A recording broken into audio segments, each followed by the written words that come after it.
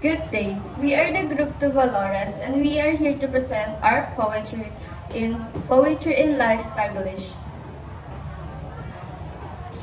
Sa hall ng selfie kung saan naninirahan ang kaalaman, lakbay ng pag-aaral, may mga twist at kalituhan. Mabuti at masamang aspeto tulad ng agos ng buhay, emosyon at damdamin dumarating at aalis. Sa pagtungo sa paaralan, ang hinahangad ay kaalaman. Minsan ay parang masilayan ang kaklaseng hinahangaan. Sa first day ay kabado, bawat hakbang ay tila lahat na paurong. Mga bagong muka, bagong espasyo. Sa mga mata ko'y puno ng paninibago. Silid-aralan ay isang lugar upang mapagbukaan ng kaalaman, memories at insight. Kuryosidad, kumikislap, araw at gabi. Kagalakan ng pagtuklas, tulad ng isang kayamanan na hindi masasabi. Pinasisigla ating hilig sa pag-aaral, ginagawang matapang ang ating mga puso at isip. Unay mga lessons akala ko'y madali, ngunit kaalaman pala'y di dapat minamadali. Hayaang matuto sa araw-araw sapagkat ito ang magiging ilaw. Pagsapit noon ng alas 8, ito'y simbolo na ng pagtulog. Ngunit ngayon ay simula pa lang ito, ng gabing puno ng walang tulog.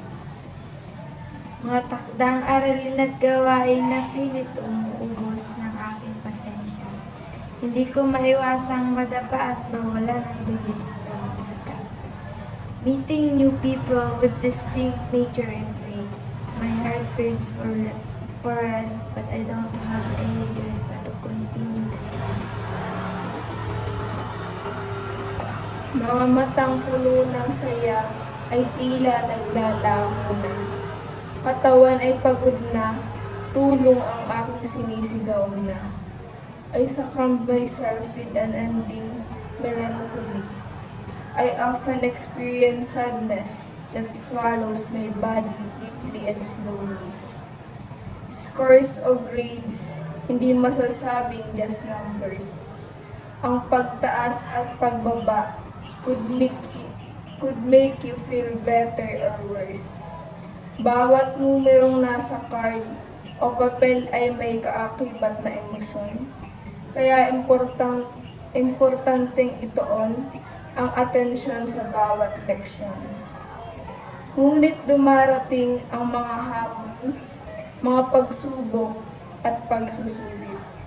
Sandali ng pagdududa kung saan pina-question natin ang ating mga plano.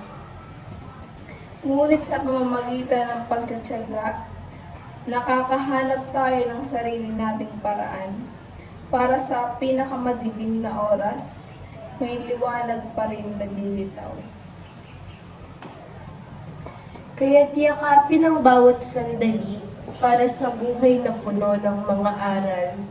Sa emosyon at damdamin, paglalakbay na patuloy na pinagdaraanan. Mag-aaral sa SEFI na may mga pangarap na nagpapatuloy. Studying kay ikling salita, ngunit bakit tayo nahihirapan?